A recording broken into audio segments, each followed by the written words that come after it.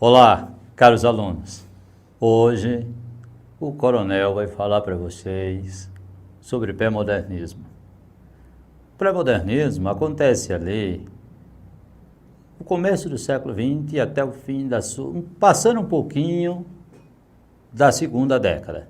Porque, na verdade, nos dizem que vai de 1902 a 1922, quando acontece a primeira Semana de Arte Moderna, e ali acontece o início do modernismo, né? Mas por que o coronel aqui? Ora, o nosso grande poeta popular paraibano, Zé Ramalho, vai dizer assim: havia nos anos 30, no Nordeste brasileiro, algumas sociedades gritavam pelo dinheiro, plantadas em suas terras, coronéis em pé de guerra, beatos e cangaceiros.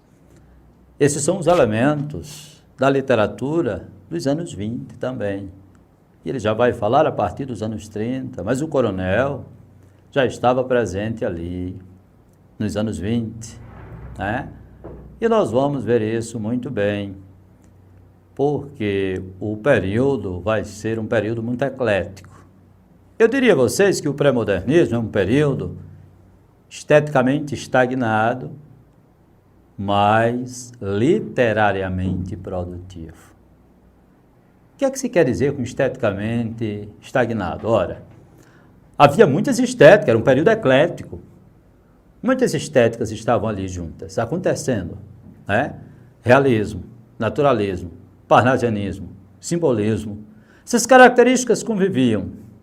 Era um período de ecletismo com a mistura de tudo isso, até romantismo.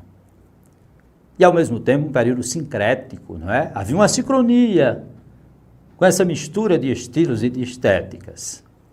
E os escritores não estavam comunados para criar uma nova estética. Não proclamaram nada novo, mas fizeram o que tinha que se fazer. Literariamente produziram muito. Grandes obras da literatura brasileira vão surgir nesse momento, né? Os Sertões, por exemplo, de Euclides da Cunha, daí a figura do coronel, né? Os Sertões de Euclides da Cunha, de um país coronelista. Aí nós vamos perceber que Euclides da Cunha, quando escreve a obra Os Sertões, escreve para fazer uma denúncia.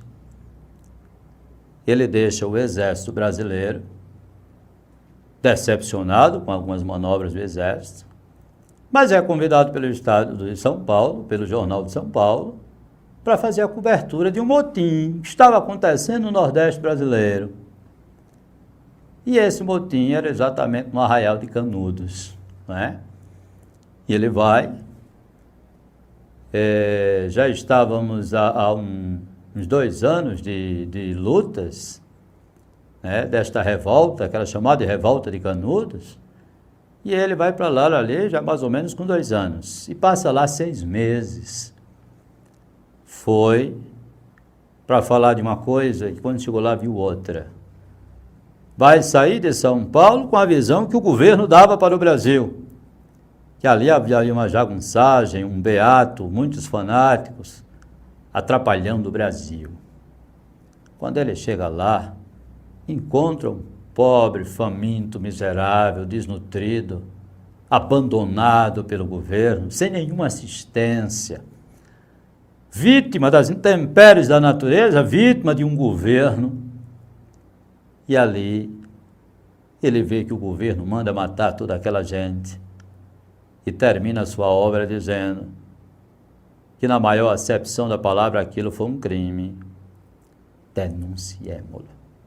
E escreve a obra para denunciar, né? Mas aí nós vamos perceber que o pré-modernismo não se chamou pré-modernismo no seu tempo. Os escritores desse tempo não tinham consciência de que estavam criando uma nova estética. Nem levantaram bandeiras por nada, nem combateram nada.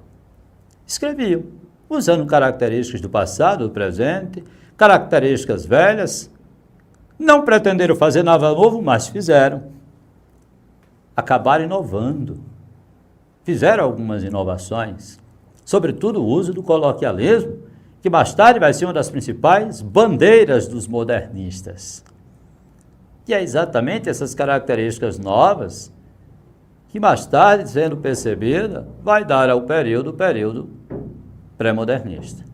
Tristão de Ataíde, por volta do ano 1944, estudando sobre esse período, de 1900 a 1922, antes do modernismo, percebeu que, apesar deles não levantarem bandeira, de não quererem criar nada novo, criaram a si mesmo. E esse novo que foi criado por eles, mais tarde, foi reutilizado dentro do modernismo. Então, se eles já criaram características que mais tarde foram usadas pelos modernistas, eles anteciparam. Então, eles vão ser pré-modernistas. Obviamente, não tinham bandeiras para isso, né? Como os modernistas conscientemente vão levantar sua bandeira de que são modernistas. Ali não havia, né? E nem havia comunhão de escritores. Cada qual, no seu lugar, vai escrever sobre fatos contemporâneos. Lima Barreto vai escrever sobre a problemática da corrupção, do apadrinhamento, bate muito na falha da política brasileira. Quando ele escreve O Triste Fim, do Policarpo Quaresma, um personagem ufano, nacionalista ufano, com um desejo e um sonho enorme de transformar o Brasil, percebe que vai ficar sozinho com suas ideias e é considerado de louco, porque era utópico demais. Nos Brusundangas, ele vai criar este país fictício dos Brusundangas, e um brasileiro vai aos Brusundangas, ao país dos Brusundangas, e percebendo como é o país, escreve cartas ao Brasil para dizer como é aquele país. Vai falar da forma de governo, vai falar do comportamento social, dos valores sociais, e ali se percebe que é uma ironia. São os valores sociais adotados no Brasil, é a forma de governo corrupta do Brasil. Todos os defeitos da Brusundanga se percebe que tem no Brasil. E ali nós vamos ter Monteiro Lobato. Eu digo que Monteiro Lobato foi um grande brasileiro, né? Muito nacionalista, mas eu diria que um nacionalista crítico. Não é um nacionalista ufano que não vê os defeitos. Monteiro Lobato via. E Monteiro Lobato vai levantar bandeiras de lutas nacionalistas, vai levantar bandeiras de luta pelo Brasil, pelas suas riquezas, né? Um homem rico, riquíssimo, herdeiro de fazendas de café, depois vende essas fazendas para montar a primeira grande editora de livros do Brasil. A famosa frase dele, que um país se faz com homens e com livros. Monteiro Lobato vai ser o descobridor do petróleo no Brasil. Chegou a ser preso por isso, né? Era uma época em que dizer que o Brasil tinha petróleo era proibido, era subversão, porque perturbava a ordem. Ele insistiu em provar que o Brasil tinha petróleo e consegue realmente cavar um poço e jorrar petróleo a primeira vez no Brasil, numa cidade do interior da Bahia, que hoje é chamada de Monteiro Lobato, em homenagem a ele. E ali é o precursor da literatura infantil no Brasil. Acreditava que se educasse as crianças, estimulasse as crianças a ler, o futuro do país seria bem melhor. Educando as crianças de hoje, o Brasil no futuro seria bem melhor. E não faz literatura de entretenimento, só literatura para iludir crianças, para fantasiá-las, mas para conscientizá-las, né? Despertar na criança o gosto para estudar gramática, despertar na criança o gosto para estudar matemática, o gosto pelo conhecimento. E os seus personagens, que mais tarde estavam reunidos no sítio do Pica-Pau Amarelo, não é? Esses personagens são representações. Olha e observe aí. Dona Benta, a dona do sítio, uma branca, sábia, serena e destemida. Representa a razão de toda a burguesia branca do seu tempo. Tinha uma criada, já não era mais escrava, mas era uma criada negra, a tia Anastácia. Tia Anastácia representava a ignorância, muito medrosa. A ignorância subordinada à razão. e cada uma no lugar que a sociedade colocava, a branca como senhora, a negra como criada. Aí temos Narizinho, uma menina ingênua. A menina ingênua sabia pouco da vida. A ingenuidade com que a sociedade machista cria as meninas. No mundo cor-de-rosa. O mundo cor-de-rosa. Emília, a consciência crítica de Narizinho. É como Dom Quixote e Sancho Panza. Dom Quixote é o ingênuo, o herói ingênuo. O menino que ele não acreditava nada, o Sancho Panza, era a consciência crítica dele. Assim é Narizinho, assim é Emília para Narizinho. Pedrinho, a coragem, um menino ousado, curioso, de tudo querer saber. Tio Barnabé, o medroso, ignorante, de nada queria saber, de tudo tinha medo. Até de pensar ele tinha medo para não ser castigado. Visconde de Sabugosa, a ciência, a luz do conhecimento. Saci, mula sem cabeça, Rabicó, a cuca, as lendas, o senso comum, a ignorância popular. Então ele cria esses personagens com esse propósito, com essa profundidade, né?